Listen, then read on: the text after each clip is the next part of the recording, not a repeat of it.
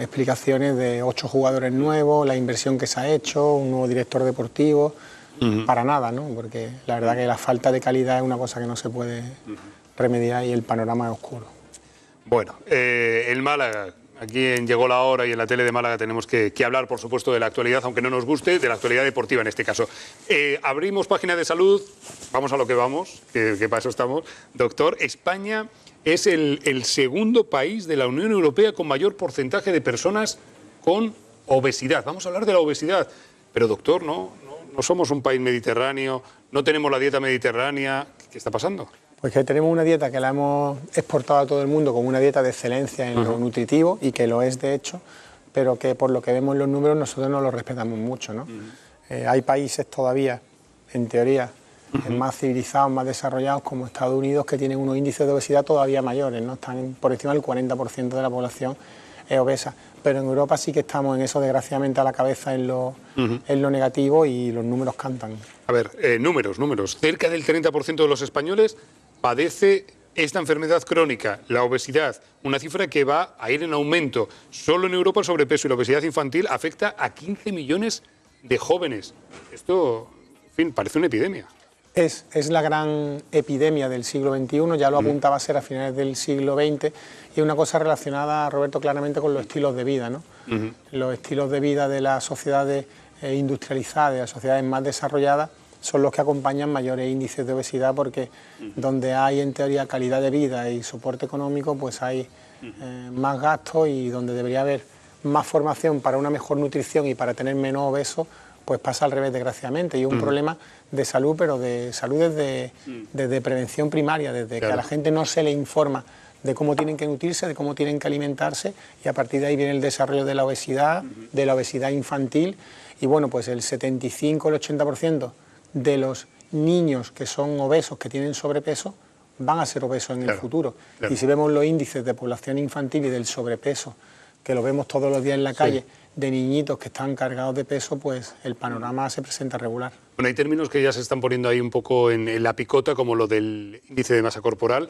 Le pregunto, doctor, ¿es el sobrepeso la antesala de la obesidad? Absolutamente. ¿Sí? De hecho, conceptualmente, el peso que cualquier persona tiene es importante en relación a la talla que uno tiene. Es decir, una persona de 70 kilos, si mide 1,90, pues no está obesa. Si mide 1,55, pues ya empieza a tener problemas, ¿no? Entonces, cualquiera de nosotros puede saber cuál es nuestra situación respecto al peso con una fórmula matemática muy simple, que es dividir nuestro peso en kilogramos en el numerador entre la talla en metros al cuadrado.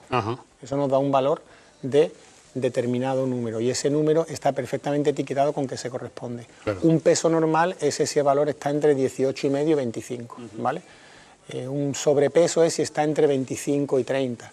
Y a partir de 30 ya tenemos la obesidad, es decir, si entre 25 y 30 de índice de masa corporal, repito, talla en kilogramos dividido por, peso en kilogramos dividido por talla en metros al cuadrado, entre 25 y 30 vamos avanzando, llegamos al 30, que ya es la obesidad. De 30 a 35 es la obesidad tipo 1, y a partir del 35 ya hablamos de conceptos mayores como obesidad tipo 2, obesidad mórbida, que es lo que viene adelante, ¿no? Y está perfectamente especificado: sobrepeso, antesala de obesidad, siempre. Vale.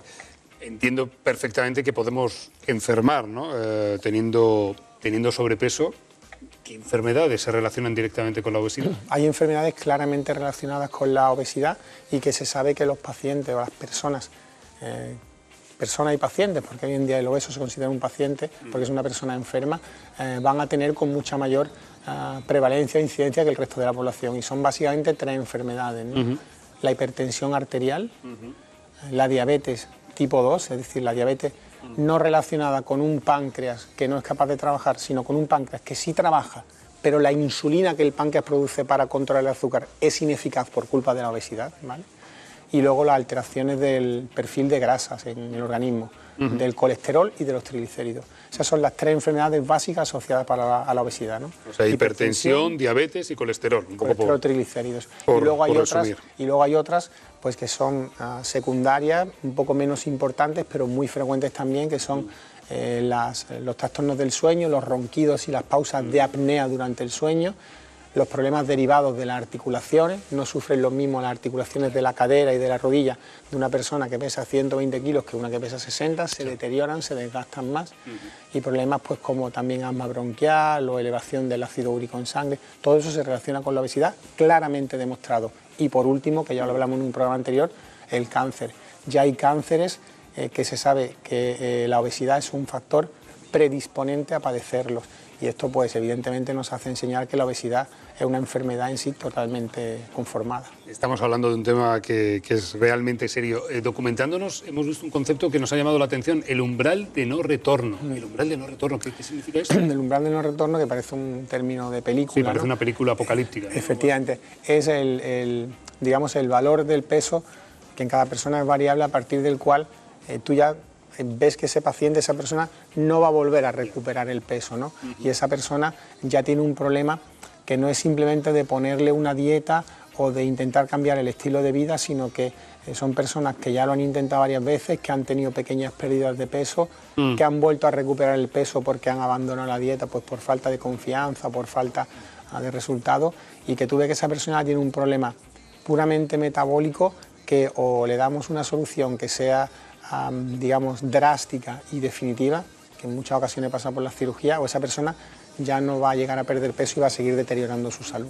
O sea, entiendo que una vez pasado ese umbral de no retorno y una vez que las dietas ya no valen para nada, hay que ir a otros métodos, ¿no? Sí. Por lado de cirugía. Claro, la cirugía siempre, aunque nosotros somos cirujanos y la gente algunas veces puede entender que queremos decir otra cosa, la cirugía siempre es el fracaso de todos los tratamientos médicos posibles, es decir, tiene que ser siempre la última solución.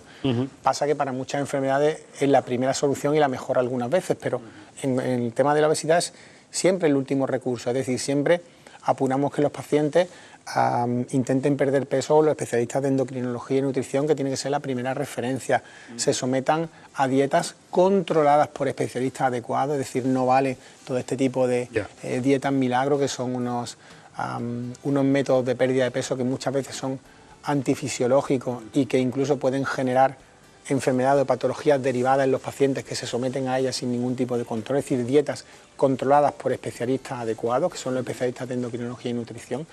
Y una vez que ellos agotan todas las medidas, intentan todo lo posible con estos pacientes que intenten perder peso y ven que no es posible y que los problemas de salud del paciente se acrecentan, en ese caso es cuando nosotros ya entramos en juego y ofrecemos a los pacientes pues las distintas posibilidades de cirugía que hay para la obesidad, que es muy efectiva además. Cuénteme en qué consiste esto de la cirugía de la obesidad, porque pues mira, hay que ser muy pedagógico en estos temas y poner luz para que quede claro todo, ¿no? Es muy básico. Los procedimientos, se han descrito muchos procedimientos a lo largo de la historia de la cirugía de la obesidad, que es relativamente reciente, pero hoy en día están básicamente divididos en dos bloques de procedimientos, ¿no? Uno son los procedimientos restrictivos, que es muy fácil de entender. Restrictivo, restrinjo, es decir, el paciente va a comer menos porque yo voy a hacer que su estómago sea más pequeño. No altero ni el ritmo de trabajo ni la anatomía del aparato digestivo, porque el paciente come por la boca, traga por el esófago, los alimentos pasan al estómago y siguen su vía normal, pero el estómago es más pequeño. Es decir, con cirugía lo que hacemos es reducir el estómago como a un 70-75% de su volumen. Lo dejamos en un estómago de unos 150-200 mililitros de volumen, con lo cual el paciente no va a tener sensación de hambre y se va a saciar pronto cuando come. Es un método puramente restrictivo, ¿vale? Y luego están los procedimientos que son restrictivos y derivativos, que se llaman mixtos, en el cual no solo el estómago es más pequeño y va a albergar menos volumen, sino que además sí que alteramos la anatomía del aparato digestivo, en el sentido de que los alimentos entran en el intestino delgado directamente desde el estómago, saltándonos un trozo del aparato digestivo que nosotros lo estudiamos y lo cuantificamos en función del exceso de peso que tiene el paciente y provocando un salto en los alimentos dentro del aparato digestivo. Del estómago saltan al intestino delgado directamente en el punto que nosotros elegimos, que eso se suele llamar salto, puente o bypass, que es una palabra que se utiliza mucho. Entonces, básicamente los procedimientos hoy en día para la obesidad de cirugía son la restricción, que es hacer un estómago más pequeño, y los procedimientos mixtos en los cuales el estómago es más pequeño y además nos saltamos una parte del aparato digestivo. ¿Y el tratamiento que debe tener un paciente desde que va el primer día a su consulta hasta que sale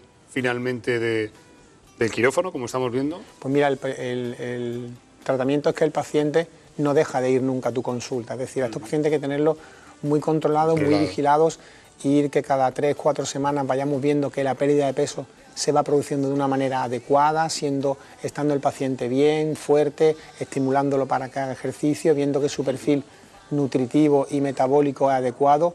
Todos los pacientes, fundamental, Roberto, que tengan una evaluación psicológica antes de la cirugía, es decir, hay pacientes que tienen trastorno del comportamiento alimenticio, que su problema es un problema más allá del puramente anatómico y que no saben comer y tienen una forma de comer que tú sabes que la cirugía te la puede estropear incluso. Esos pacientes hay que descartarlos para la cirugía o reeducarlos antes de la cirugía y trabajarlos con el psicólogo para que vayan mejor. Y el paciente, ya te digo, una vez que se opera, hasta que no... tú ves que la pérdida de peso se ha producido por completo y el paciente está consolidada esa pérdida de peso, en el que ya solo lo citamos pues para saludarlos testimonialmente y para congratularnos de lo bien que ha ido todo y de lo contentos que estamos todos, no dejamos de seguirlos. Estamos hablando de la obesidad, ya prácticamente tenemos que terminar, pero le quiero preguntar antes de irse, doctor, ¿se sigue identificando la obesidad o se identifica la obesidad con una enfermedad, como estamos comentando, o todavía se sigue viendo la obesidad solamente como una cuestión estética, como un problema estético? ¿Tenemos conciencia sobre este tema, sobre esta problemática? Ya sí, y además nosotros lo percibimos porque aparte de para una persona joven, la obesidad es una pérdida de calidad de vida, porque te altera tu autoestima, tu imagen corporal, te altera la capacidad de tener actividad física, en el aspecto relacional también es un problema, pero ya la gente sí lo tiene claramente asumido y nosotros lo percibimos con la cantidad de pacientes que consultan ya aburridos o hartos los pobres de haber estado sometidos a muchos tratamientos y a muchas dietas que no han tenido éxito, que pasa en muchos pacientes. También hay muchos otros que pierden simplemente con la dieta, ojalá fueran todos, pero cada vez tenemos más consultas y la gente ya lo percibe desde muy joven como un problema, no solamente por estar más delgado, que se pueda eso equiparar hoy en día a estar más guapo, que eso es absurdo, sino por el hecho de que perder peso te va a permitir vivir más tiempo y con mejor calidad de vida por eliminar factores de riesgo cardiovascular como son las enfermedades que hemos citado. Bueno, España es el segundo país de la Unión Europea con mayor porcentaje de personas con obesidad. Cerca del 30% de los españoles padece esta enfermedad crónica. Hoy hemos intentado informar un poco al respecto, poner un poco de luz con el doctor César Ramírez, director del Instituto Quirúrgico de Andalucía y jefe del Servicio de Cirugía General y Digestiva de Quirón Salud en Málaga y en Marbella. Doctor, muchas gracias. Nada, a vosotros. Y hasta la semana que viene. Hasta la semana que viene. A ver si alguna semana nos saludamos con un buen resultado del Málaga. Yo espero que ¿Será sí. posible? Sí, yo espero que sí, por lo menos lo deseo. Gracias, doctor. Bueno. Nos vamos a publicidad, nada, 2 minutos y después nos acompaña cómico, monologuista Jacob Torres y un rapero que queremos que se vaya